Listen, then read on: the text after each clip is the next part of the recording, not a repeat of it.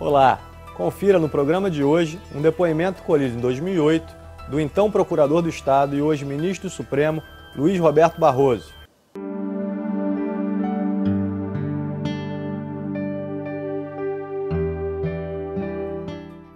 Eu estudei Direito na UERJ, fiz a minha graduação entre 76 e 80, depois fiz a minha pós-graduação na Universidade de Yale, nos Estados Unidos, de 88 a 89, depois fiz minha livre docência e meu doutorado aqui mesmo na UERJ.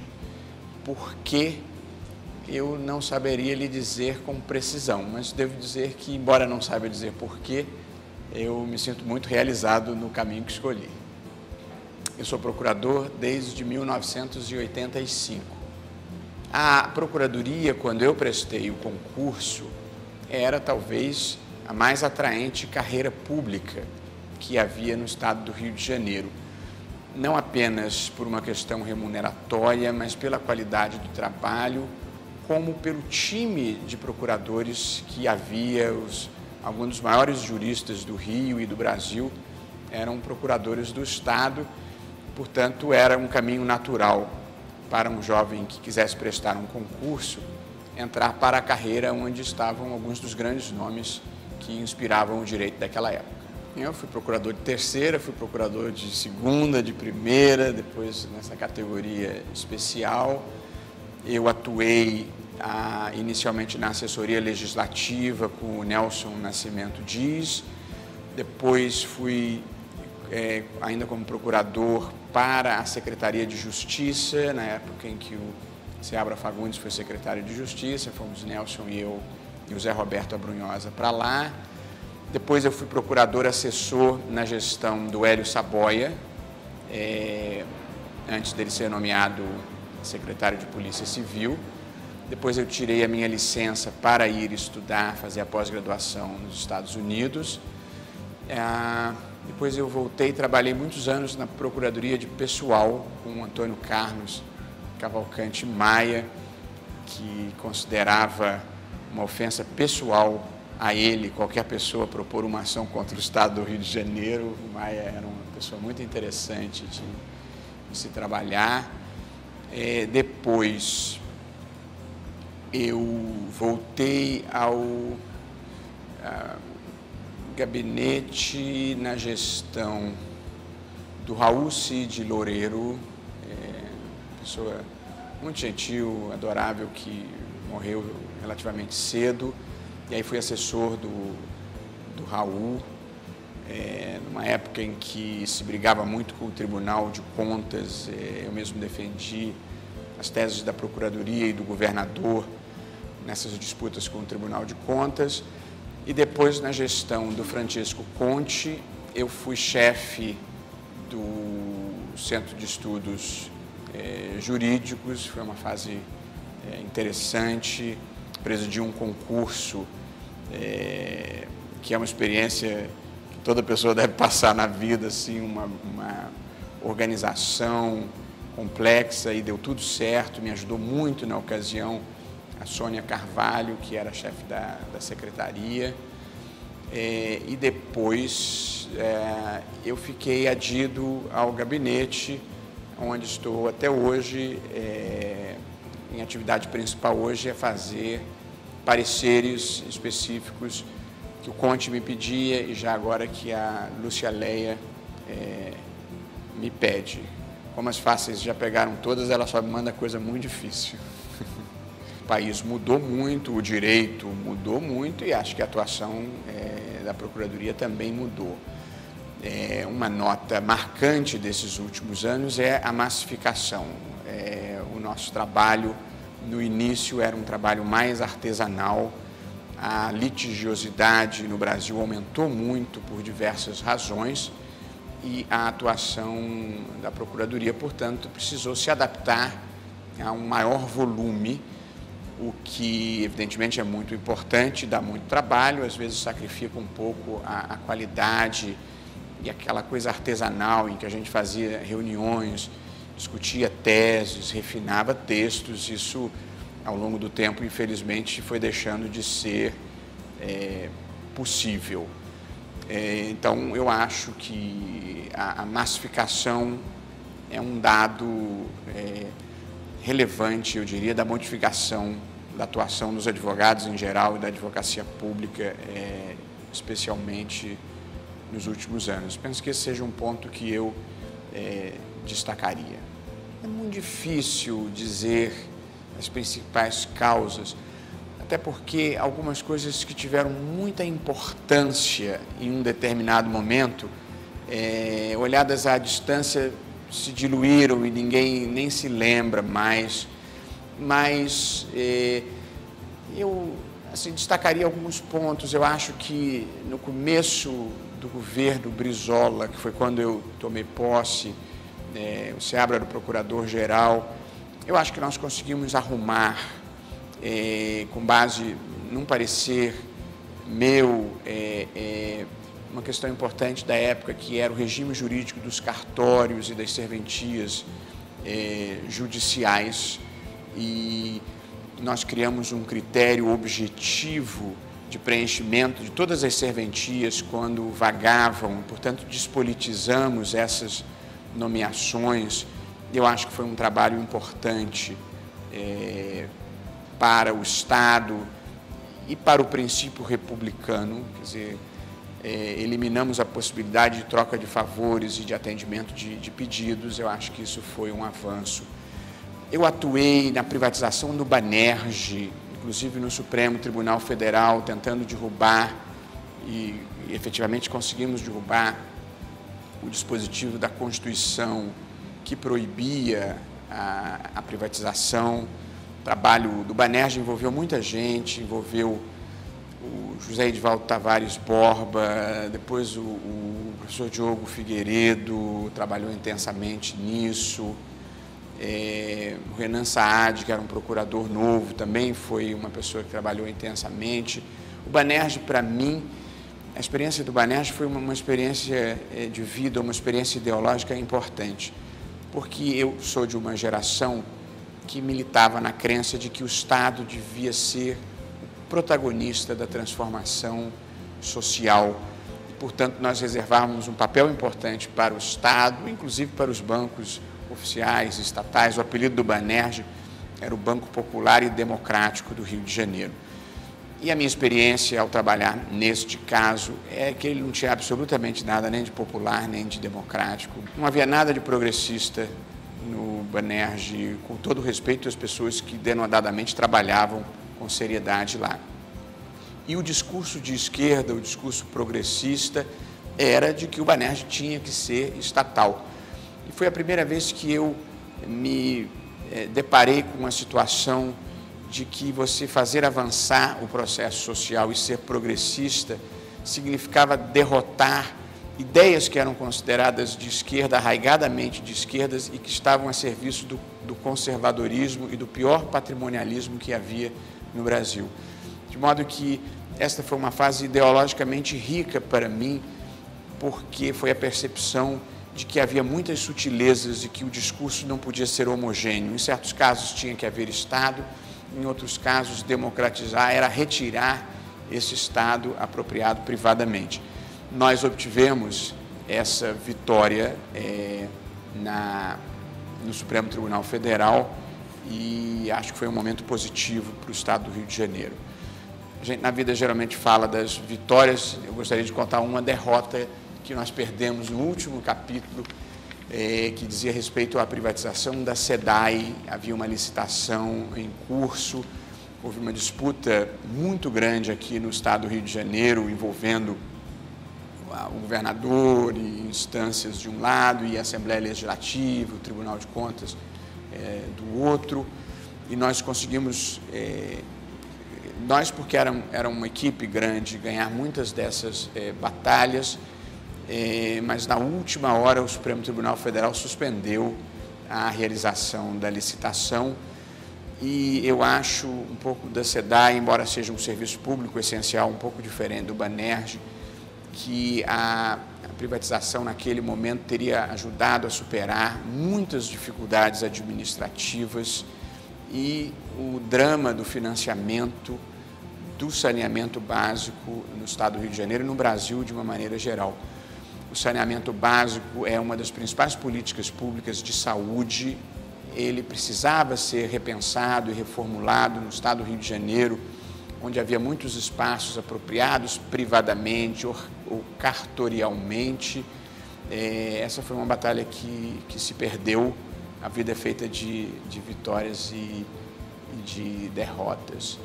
Eu acho que nessas disputas com o Tribunal de Contas eu atuei intensamente e acho que aí se conseguiu criar uma jurisprudência equilibrada na matéria. Eu, mais recentemente, já na gestão da Lúcia Leia, trabalhei em questões interessantes, como procurar equacionar e dar uma certa racionalidade à distribuição de medicamentos por decisão judicial, que hoje em dia é um tema que aflige todas as administrações públicas. A saúde é um direito constitucional e o Estado tem deveres em relação a ela, mas o Estado tem possibilidades e limites na sua atuação e muitas vezes a satisfação de pretensões individuais desarruma o sistema e, portanto, você ajuda mas cria dificuldades para muita gente. Eu diria que esse é um dos temas mais complexos da atualidade. Não há nenhuma solução moralmente barata, é preciso fazer escolhas trágicas em relação a esta matéria. Eu fiz um estudo recente sobre o papel das Forças Armadas na segurança pública, o que pode, o que não pode, os limites legítimos dessa atuação. Eu fiz um trabalho, também a pedido da Lúcia, um tema polêmico, mas muito interessante, sobre a extensão do regime jurídico da união estável para as uniões homoafetivas, uma ação que foi proposta perante o Supremo e a Lúcia me pediu que fizesse o trabalho e quem assina são ela e o governador, que tem o direito de propositura. Enfim, existem muitas coisas, algumas já foram importantes e deixaram de ser, outras não tinham nada de glamour, faziam parte da rotina, da vida. O Centro de Estudos Jurídicos foi uma experiência boa, a gente conseguiu trazer diversas pessoas para falarem, trocarem ideias, o ministro Pertence, o ministro Casalber Direito, o ministro Salvo de Figueiredo Teixeira, e pessoas de fora, alguns professores de fora. O Sejur também foi uma experiência rica de fazer a revista.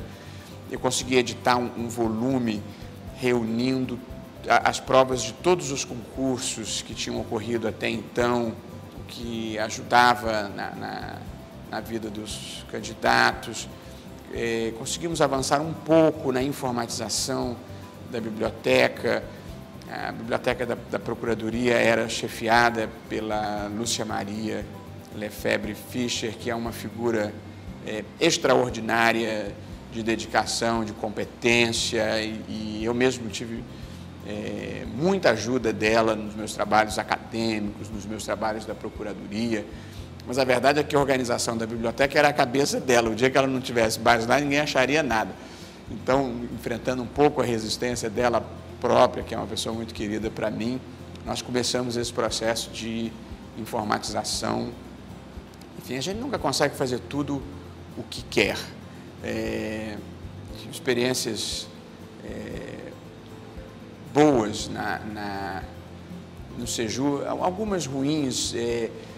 Vem da minha experiência no Sejur uma certa descrença na lei de licitações. Ela cria tantas dificuldades, que você não consegue administrar com eficiência. E muitas vezes você tem que provar formalmente que é honesto e fica impedido de fazer a melhor contratação. E ali aconteceu uma coisa interessante de se lembrar. Eu tinha atuado, como falei, na defesa de diversos governadores nas disputas com o Tribunal de Contas. Portanto, era uma pessoa um pouco visada pelo Tribunal de Contas. E o chefe do Sejur é o ordenador de despesas. E nós recebemos uma mensagem muito gentil de uma pessoa amiga, de que eu não fosse o ordenador de despesa, que a primeira vez que eu pusesse meu nome em alguma coisa, eles iam glosar e iam criar dificuldade. Então eu tive uma parceria com o Marcos Juruena, que é um colega ótimo também. Então o ordenador de despesas era ele. De modo que eu, nas contratações, por exemplo, compras de livros para as regionais, que eu pedi à nossa secretária, que era a Marilânia, para ligar para as principais livrarias, e a gente tinha a lista de todos, cotar os preços e fazer a melhor compra, empenhar e fazer a melhor compra. Uma vez cheguei a fazer isso, já tínhamos a lista, já tínhamos escolhido que ia ser a CAARJ. E quando estava tudo certo, o Marcos voltou de férias e disse, pelo amor de Deus, já vamos sair daqui presos, isso aí viola a lei de licitação, tem que fazer um processo, tem que ir para a Casa Civil, é bem do ativo permanente. E nós só conseguimos comprar os livros um ano depois, muito mais caro, e a CAARJ, que tinha o melhor preço, não se habilitou na licitação, de modo que a gente teve que comprar mais caro e um ano depois. De modo que a lei de licitações engessa muito o administrador honesto e não impede que o administrador desonesto, por baixo da lei ou por trás da lei, faça as coisas que não devem ser feitas. Esse é um ceticismo e uma crítica que eu penso, uma reflexão crítica que precisa ser feita sobre a lei de licitações. É preciso desamarrar um pouco o sistema que impede os honestos e não impede os desonestos. É um problema sério. Eu acho que provavelmente o Nelson diz. O Nelson é uma das inteligências mais extraordinárias que eu já conheci e uma pessoa que tem um senso de humor delicioso, portanto a combinação inteligência e senso de humor é uma combinação formidável e ele foi um dos meus principais parceiros, tanto na Procuradoria como na vida em geral, um amigo querido que eu conheci na Procuradoria. Eu comecei trabalhando com ele, trabalhamos juntos na Procuradoria, depois trabalhamos juntos na Secretaria de Justiça e ao longo da vida sempre estivemos muito próximos.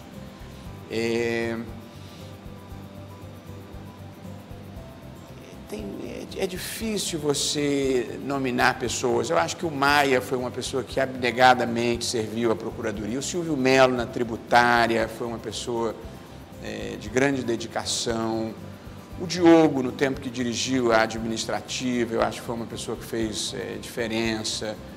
O Zé Eduardo Santos Neves tinha um temperamento muito especial, também foi uma pessoa que desempenhou um papel. O Geraldo Arruda também era um procurador eficiente.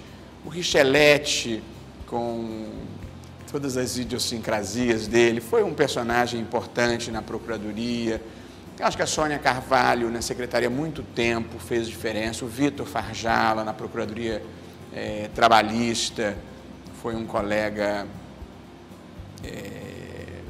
cuja atuação foi marcante.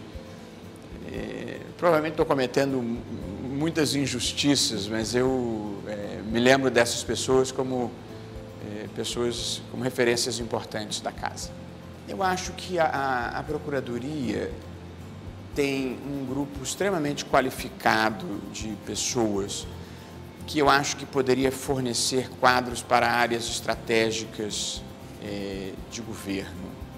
Eu acho que a tendência da administração pública e dos governos é se profissionalizarem e eu acho que não há nenhuma repartição, nenhum órgão no Estado, no âmbito do Poder Executivo, que tenha a quantidade de pessoas qualificadas que a Procuradoria tem.